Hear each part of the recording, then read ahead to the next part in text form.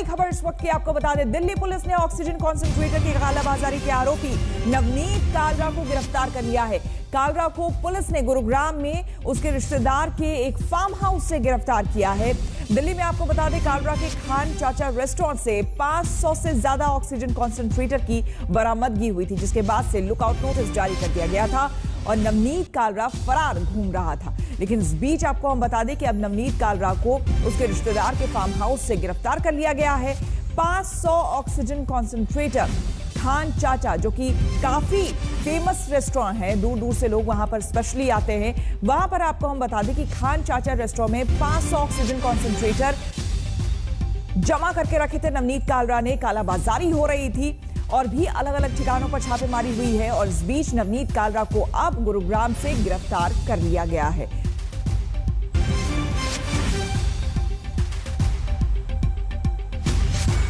दिल्ली में oxygen concentrator की कालाबाजारी करने वाले कारोबारी नवनीत कालरा को आखिरकार दिल्ली पुलिस ने गिरफ्तार कर ही लिया। रविवार को दिल्ली पुलिस की टीम ने गुरुग्राम के एक फार्म हाउस से नवनीत कालरा को गिरफ्तार किया है। पिछले कई दिनों से लगातार दिल्ली पुलिस की टीम जो है उसकी तलाश कर रही थी। इसके अलावा 5 जो उसके साथी है उनको पहले ही दिल्ली पुलिस जो है वो गिरफ्तार कर चुकी है। मैदानगढ़ी थाने की जो पुलिस है उसकी तरफ से ये छापेमारी जो है वो की गई, जिसके बाद नवनीत कालरा को जो है वो धर दबोचा गया। फिलहाल अभी भी जो नवनीत कालरा है उसको मैदानगढ़ी थाने में जो है रखा गया। इससे पहले उसका मेडिकल जो है वो कराया गया। अब फिलहाल पुलिस जो है कल नवनीत कालरा को जो है वो कोर्ट में पेश करेगी। इसके अलावा ऑक्सीजन कॉन्सेंट्रेटर को लेकर के पिछले दिनों जिस तरीके का हाहाकार मचा हुआ था, नवनीत कालरा उसका मास्टरमाइंड था। कम कीमतों में ऑक्सीजन कॉन्सेंट्रेटर खरीद करके ऊंची कीमतों पर ऑक्सीजन कॉन्सेंट्रेटर जो है वो नवनीत कालरा और उसके साथी जो है वो बेचा करते थे। इस बीच दिल्ली पुलिस की टीम ने नवनीत कालरा के खान मार्केट स्थित कई रेस्टोरेंट्स पर छापेमारी करी, जहां से 500 से ज्यादा ऑक्सीजन कॉन्सेंट्रेटर जो है वो बरामद हुए थे। उसके बाद से ही नवनीत कालरा जो है वो लगातार फरार चल रहा था और इसके अलावा नवनीत कालरा की तरफ से कोर्ट के अंदर जमानत अर्जी भी जो है वो लगाई गई थी, जिसको कोर्ट ने खारिज कर दिया था। हालांकि अब दिल्ली पुलिस की गिरफ्त में नवनीत कालरा जो है वो आ चुका है। पुलिस कल उसको कोर्ट में पेश करेगी। कैमरा पर्सन रविकांत तोतावर के साथ सुशांत मेहरा, दिल्ली आज तक। रुक करेंगे अगली खबर का और आपको बता दें, पिछले एक हफ्ते से संक्रमण के आंकड़ों में जिस तरह से उतार आ रहा है, उससे यह दिख रहा है कि या तो कोरोना का पीक आ चुका है या फिर कोरोना का पीक आने वाला है। कई राज्य ऐसे हैं जहां पर संक्रमण की दर काफी हद तक कम हुई है। यह संक्रमण की दर खतरनाक स्तर पर थी। कैसे कोरोना की दूसरी लहर धीमी पड़ रही है और कैसे अब भी हमें पूरा सावधान रहना है, किसी तरह की कोई लापरवाही नहीं करनी है, देखिए इस रिपोर्ट में।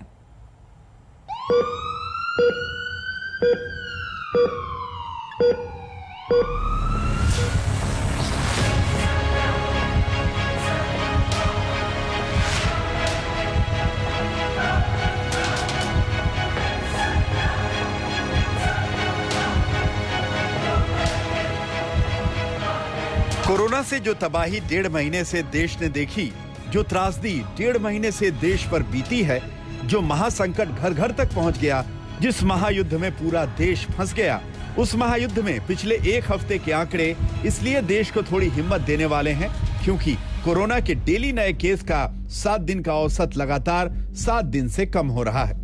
8 मई को यह आंकड़ा 3,91,000 पर था, जो 15 मई को घटकर 3,54,000 पर पहुंच गया। यानी पिछले एक हफ्ते से नए केस के 7 दिन की औसत रफ्तार 50,000 तक कम। लेकिन सिर्फ यही एक आंकड़ा नहीं है जिसके आधार पर यह कहा जाए कि कोरोना की दूसरी लहर की रफ्तार कुछ धीमी पड़ी है।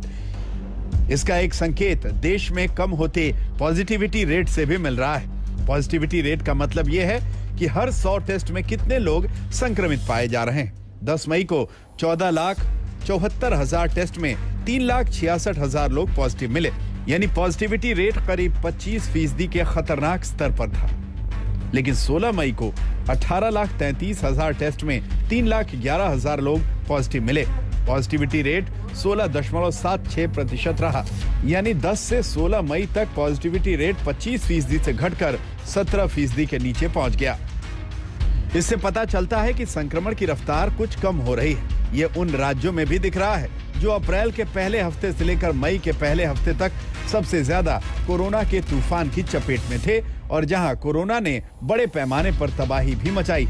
महाराष्ट्र में जहां पहले 55,000 60,000 नए केस आ रहे थे, वहां पर रोजाना के नए केस 40,000 के नीचे पहुंच गए। पॉजिटिविटी रेट एक हफ्ते में 22% से घटकर 17% पर पहुंच गया। दिल्ली में जहां अप्रैल में 25 से 28,000 नए केस आ रहे थे, वहां अब रोजाना के केस 6,500 तक पहुंच गए और पॉजिटिविटी रेट भी 10% तक आ गया है।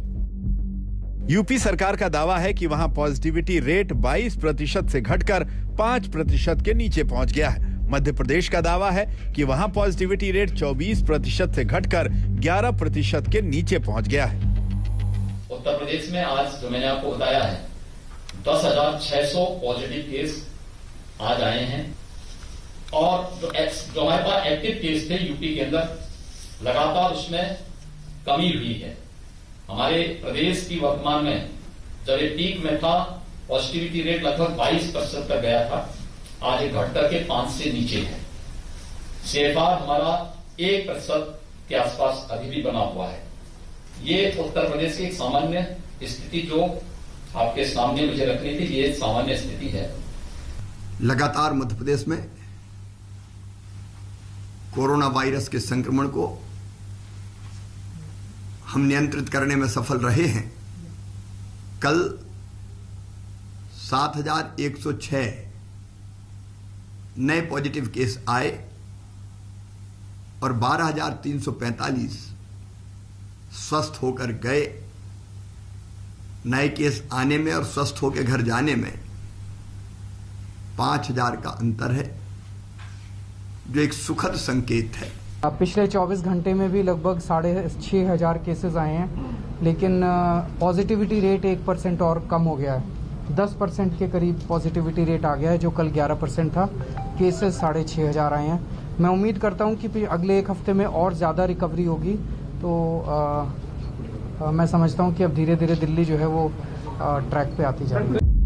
लेकिन संक्रमण की रफ्तार कुछ कम होने और नए केस घटने से ही राहत की सांस नहीं ली जा सकती, क्योंकि अगर कुछ राज्यों में ये मान भी लिया जाए कि कोरोना की पीक एक तरह से दिखने लगी है, तो कई राज्य ऐसे हैं जहां लगातार केस बढ़ रहे हैं। पिछले 7 दिन में सबसे ज्यादा दिल्ली में 39% नए केस कम हुए हैं। छत्तीसगढ़ में 31%, यूपी में 29%, बिहार में 27%, महाराष्ट्र और मध्य प्रदेश में 21% और झारखंड में 20% नए केस कम हुए हैं। लेकिन इसी दौरान नए केस बढ़ने वाले राज्यों में तमिलनाडु में सबसे ज्यादा 32%, हिमाचल में 30%, असम में 20%, पश्चिम बंगाल में 12%, ओडिशा में 12%, पंजाब में 11% नए केस बढ़े हैं। इसलिए कहीं पर कोई ढिलाई नहीं बरतनी चाहिए, ना ही कोई बेफिक्री होनी चाहिए। फिर चाहे किसी राज्य में भले ही केस कम हो रहे हों या पीक आने के संकेत मिल रहे हों।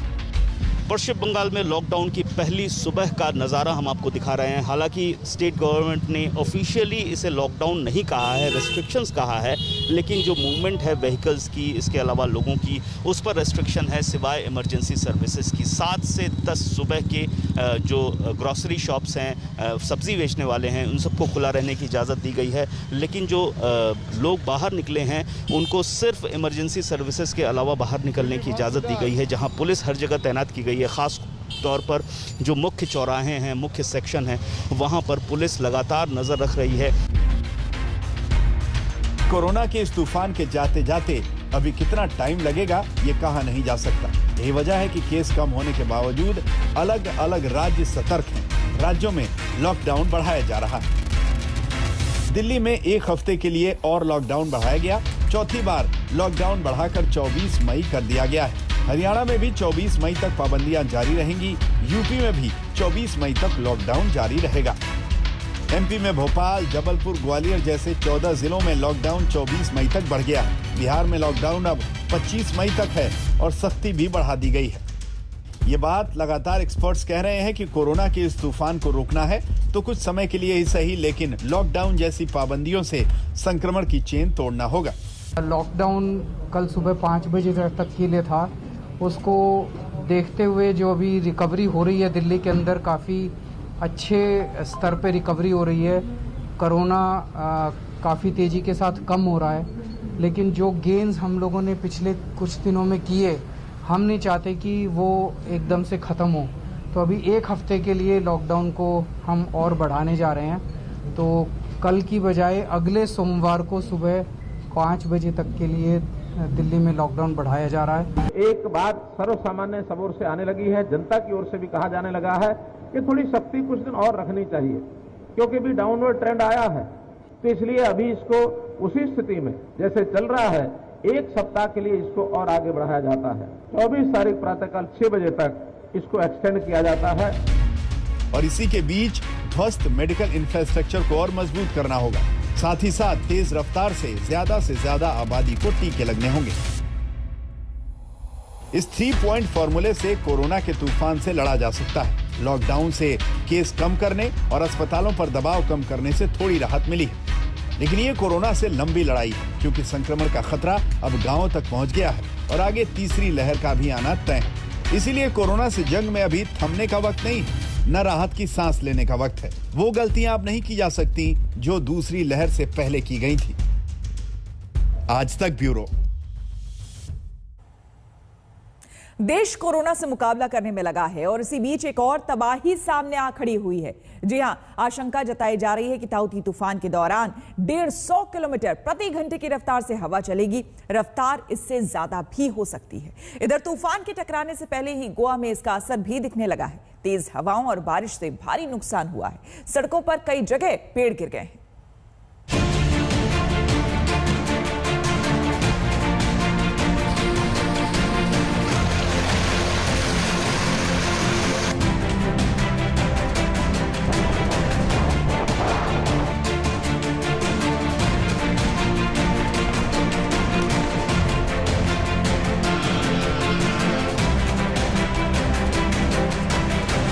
अभी तो चक्रवाती तूफान ताउते हिंदुस्तान की सरजमी से सैकड़ों मील दूर है, लेकिन इसकी आहट सुनाई देने लगी है। गोवा में इसका जबरदस्त असर शुरू हो गया है और तेज हवाओं ने कई इलाकों को तहस नहस कर दिया। हवाएं 80 से 90 किलोमीटर प्रति घंटे की रफ्तार से बह रही हैं। नतीजा, पेड़ और बिजली के तार टूटकर गिर गए हैं। संपत्तियों को नुकसान हो रहा है, यानी तूफान से पहले ही गोवा की हालत खराब होने लगी है। साइक्लोन तौते के चलते गोवा में जबरदस्त तेज हवाएं चल रही है और साथ ही भारी बारिश भी गिर रही है। इस वक्त हम पणजी के मेन रोड पर मौजूद हैं और तस्वीरों में आपको साफ दिखा दूं कि हालात किस तरह। गोवा में तूफान की वजह से अभी तक 2 लोगों की मौत हुई है। सभी एयरलाइनों ने आज के लिए गोवा से और गोवा के लिए फ्लाइट्स रद्द कर दी। लोगों को घरों में रहने के लिए बोला जा रहा है। समंदर के पास के घरों को प्रशासन खाली करवा रहा है। एक गाड़ी भी क्रैश हुई है, लेकिन उसमें जो व्यक्ति था उसको सुरक्षित से हमने निकाल के उसको डॉक्टर के पास, वो इधर का ही रहवासी है, लेकिन वो अभी तो उसके हालात बहुत अच्छे हैं। By God grace he is safe. Goa से आ रही है तबाही उसी तूफान की एक छोटी सी दस्तक है। ट्रेलर है उस खतरे का जो देश के 5 राज्यों पर टूटने वाला है। महाराष्ट्र में भी मौसम ने पलटी मारी। मौसम विभाग ने भारी बारिश का अलर्ट जारी किया है। कोंकण क्षेत्र, मुंबई, ठाणे और पालघर में सबसे ज्यादा बारिश हो सकती है। मौसम विभाग का अनुमान है कि रायगढ़ जिले में सोमवार को भारी बारिश होगी। अभी आप सब लोगों को मालूम है कि ये साइक्लोन जो टाउते है, ये अभी वेरी सीवियर साइक्लोनिक स्टॉर्म है। इसका जो करंट जो लोकेशन है east central Arabian sea, okay. Exact latitude longitude अभी जो है 15 degree north and 72.7 degree east.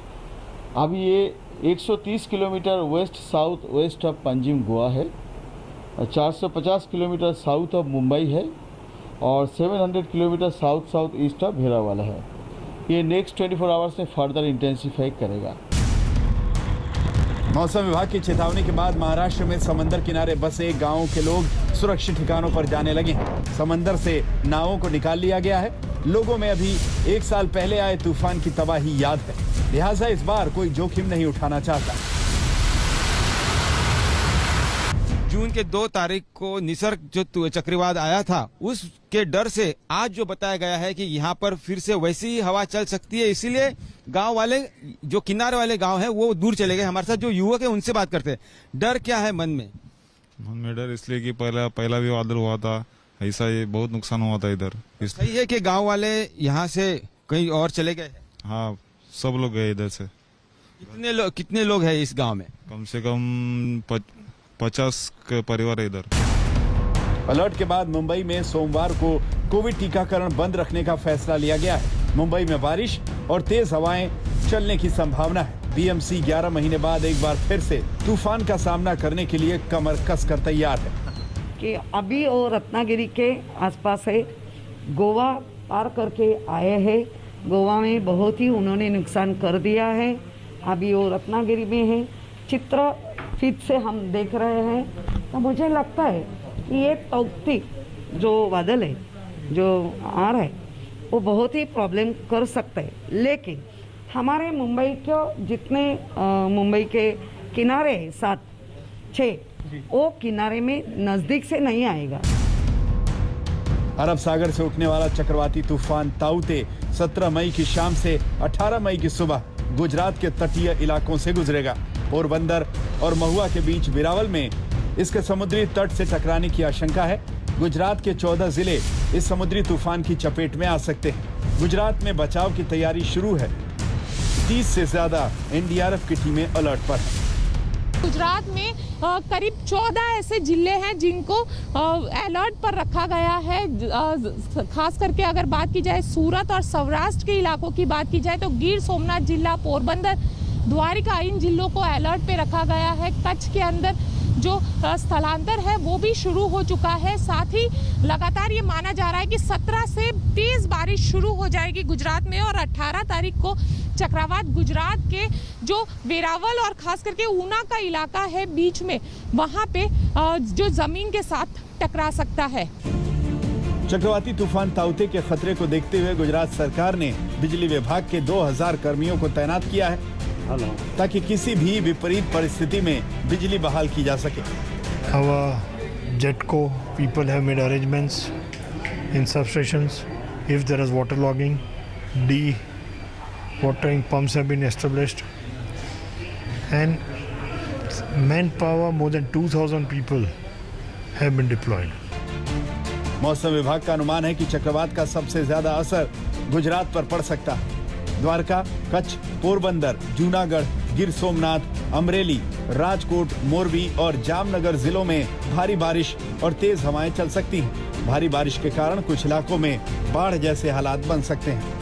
चक्रवाती तूफान ताउते पास्ट 24 आवर्स में रैपिड इंटेंसिफिकेशन प्रोसेस में आते हुए आज सुबह एक वेरी सीवियर साइक्लोनिक स्टॉर्म में परिणत हो गया था और आज आफ्टरनून में ये गोवा से लगभग 150 किलोमीटर दूरी पे वेस्ट नॉर्थ वेस्ट दिशा पे केंद्रीभूत है और ये पास्ट मूवमेंट इसका देखें तो ये लगभग नॉर्थ डायरेक्शन पे अभी तक मूवमेंट कर रहा था।